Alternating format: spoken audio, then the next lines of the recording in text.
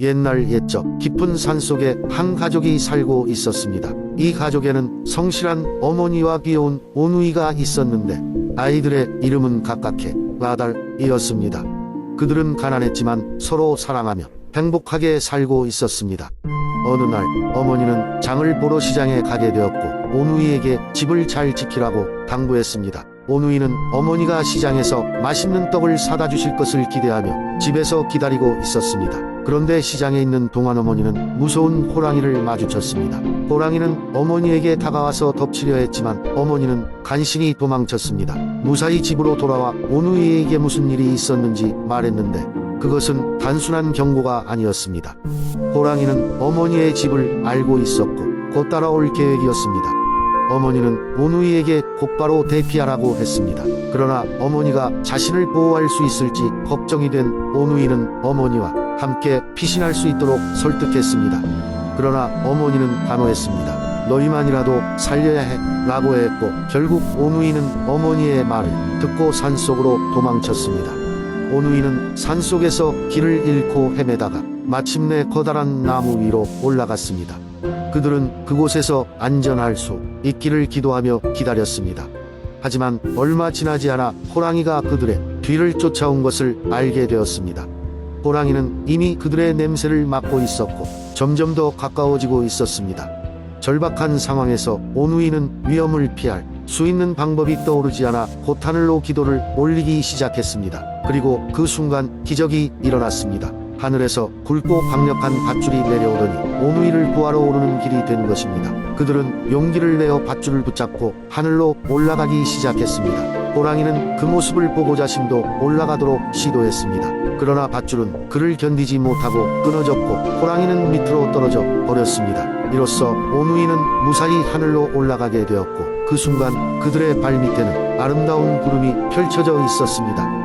하늘에 도착한 오누이는 각각 해와 달이 되어 세상을 비추게 되었습니다. 오빠 해는 낮의 태양으로 떠올랐고 동생 달은 밤의 달로 떠올라서 어두운 세상을 밝혔습니다. 그들의 존재는 서로 떨어져 있었지만 그들이 세상을 비추는 한 가족이 다시는 헤어질 수 없을 것이라는 것을 상징했습니다. 이렇게 오누이는 서로 다른 모습으로 변하였지만 그리움과 사랑의 마음은 언제나 천상에서 이어졌습니다. 오늘날도 해와 다른 형제의 사랑을 이야기하며 하늘을 지키고 우리를 따뜻하게 비춰주고 있습니다. 두 번째 이야기. 옛날 옛적에 한국의 작은 마을에 흥부와 놀부라는 두 형제가 살고 있었습니다. 둘은 부모를 일찍 여의고 서로 의지하며 살아갔지만 그 성격은 너무나도 달랐습니다. 형 놀부는 욕심이 많고 심술궂으며 항상 자신의 이익만을 추구하는 사람으로 변했습니다. 반면 동생 흥부는 착하고 온화한 마음씨를 지닌 사람이었습니다. 날이 갈수록 놀부의 욕심은 더 커졌고 흥부마저 자신의 욕심을 채우기 위해 이용하기 시작했습니다. 그러던 어느 날 흥부가 마을에서 작은 제비를 발견했습니다. 그 제비는 다리가 부러져 날아가지 못하고 있었습니다. 흥부는 제비를 집으로 데려가 잘 보살펴 주었고 제비는 흥부의 보살핌 덕분에 무사히 회복하여 날아갈 수 있게 되었습니다. 그해 가을 제비는 다시 흥부의 집을 찾아왔고 흥부에게 은혜를 갚기 위해 박씨한 알을 물어다 주었습니다. 흥부는 그 박씨를 심었고 놀랍게도 그 씨앗은 자라서 거대한 박이 되어 흥부의 집 밤마당을 가득 메우었습니다. 흥부는 박을 가르자 안에서 온갖 보물들이 쏟아져 나왔습니다. 덕분에 흥부는 그간의 고생을 잊고 행복하게 살 수 있게 되었습니다. 이 소식을 전해 들은 놀부는 흥부가 얻은 부를 시기하여 그의 재산을 빼앗고자 했습니다. 놀부는 일부러 다친 제비를 찾아 부러진 다리를 고쳐주며 같은 방법으로 박씨를 얻고자 했습니다. 놀부 역시 제비로부터 박씨를 얻어 심었고 박은 금세 커다랗게 자랐습니다. 그러나 놀부가 심은 박 속에서는 도깨비가 튀어나와 놀부를 혼내주고 오히려 그가 모은 재산들을 빼앗아 가버렸습니다. 결국 놀부는 자신의 욕심으로 인해 모든 것을 잃게 되었고 이를 반성하게 되었습니다. 흥부는 형을 용서하고 형제가 다시 화목하게 살아갈 수 있도록 도와주었습니다. 이후 놀부는 흥부와 함께 어렵고도 행복한 삶을 살아가며 서로를 보살피는 마음을 배우게 되었습니다. 이 이야기는 형제 사이의 우애와 나눔 그리고 욕심을 경계해야 한다는 교훈을 전하고 있습니다. 흥부와 놀부의 이야기는 오늘날에도 많은 사람들에게 사랑받고 있으며 한국의 대표적인 전래동화 중 하나로 남아 있습니다. 세 번째 이야기. 옛날 옛적 아주 먼 한 마을에 흥부와 놀부라는 두 형제가 살고 있었습니다. 두 사람은 성격이 크게 달랐습니다. 형인 놀부는 욕심이 많고 매사에 이기적이었지만 동생인 흥부는 어질고 착하여 마을 사람들로부터 사랑을 받았습니다. 놀부는 항상 돈과 재산을 중요시했고 자신보다 잘 나가는 사람들을 시기하였습니다. 그래서 흥부가 마을 사람들에게 신뢰와 존경을 받는 모습을 질투했습니다. 어느 날 아버지가 돌아가시며 자신의 재산을 두 형제에게 남겼습니다. 놀부는 형의 권리를 내세워 재산 대부분을 가져갔고 흥부에게 겨우 남은 집 한 채와 작은 논밭을 나누어 주었습니다. 흥부는 부족한 살림 속에서도 아내와 자녀들과 행복하게 살아가려 노력했습니다. 어느 날 흥부가 논밭을 일구던 중 발목을 심하게 다치게 되었고 어려운 날들이 이어졌습니다.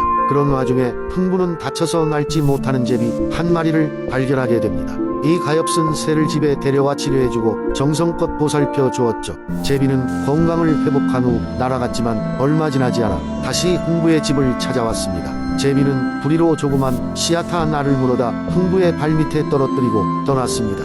흥부는 씨앗을 마당에 심었고 기적과 같이 씨앗은 금세 자라 커다란 밭으로 성장했습니다. 호기심에 밭을 열어보니 그 안에는 황금과 쌀, 각종 보물이 가득 들어 있었습니다. 이 소문은 마을에 퍼지게 되었고 욕심 많은 놀부의 귀에까지 들어갔습니다.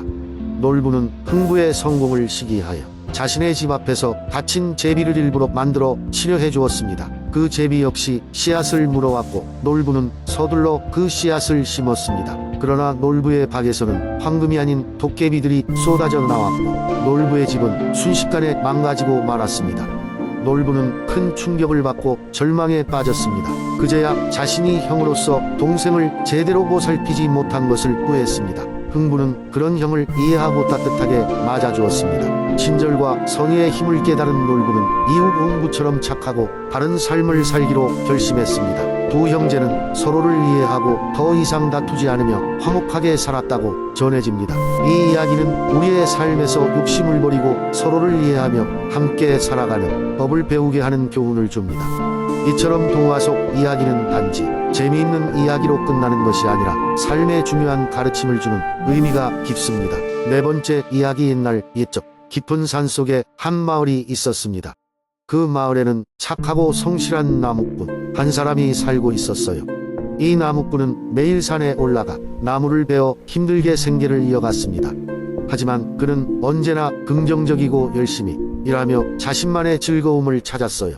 그러던 어느 날 나무꾼은 우연히 깊은 산 속의 작은 연못가에 이르게 되었습니다. 이 연못은 많은 이들에게 신비로운 장소로 알려져 있었는데 이유는 바로 이 연못에서 때때로 천상의 선녀들이 내려와 목욕을 한다는 소문 때문이었죠. 나무꾼은 연못 옆에 숨어서 그런 일이 정말 일어나는지 궁금해하며 지켜보았습니다. 얼마 지나지 않아 하늘에서 갑자기 찬란한 빛이 내리더니 과연 선녀들이 구름을 타고 내려와 연못에서 목욕을 시작했습니다. 그들의 아름다움은 말로 다 표현할 수 없을 정도였죠.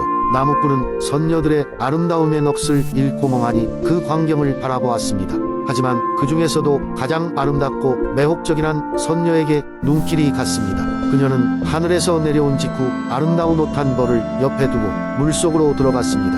나무꾼은 장난삼아 그 옷을 몰래 감춰두었어요.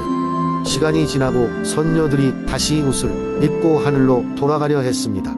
그러나 옷을 잃어버린 선녀는 하늘로 돌아갈 수 없었죠. 곤란해진 그녀를 도운 건 다름 아닌 나무꾼이었습니다. 선녀는 나무꾼에게 자신을 도와달라고 부탁했지만 나무꾼은 고백하듯 자신의 마음을 솔직하게 말했습니다. 제가 당신의 옷을 숨긴 것은 정말 미안합니다. 하지만 당신을 보는 순간 사랑에 빠졌습니다. 만약 당신이 괜찮다면 나와 함께 지상의 삶을 살아주시면 안 될까요? 나무꾼의 진심 어린 말에 선녀는 잠시 고민했지만 곧 미소 지으며 그 제안을 받아들였습니다. 둘은 마을에 돌아와 행복한 결혼 생활을 시작했습니다. 나무꾼과 선녀는 서로를 깊이 사랑하며 행복한 날들을 보냈고 곧 사랑스런 두 아이를 낳았습니다. 하지만 나무꾼은 언제까지고 선녀의 옷을 숨길 수는 없다는 것을 알고 있었어요. 그는 항상 선녀가 하늘로 돌아가지 않을까 하는 두려움을 마음 한편에 두고 있었죠.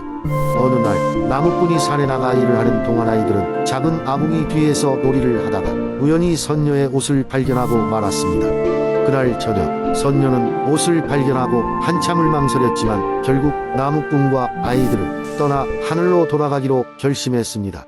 그녀는 나무꾼에게 작별 인사를 남기고 싶었으나 그러면 그에게 용기를 내어 돌아가지 못할 것을 걱정하고 몰래 하늘로 향했습니다.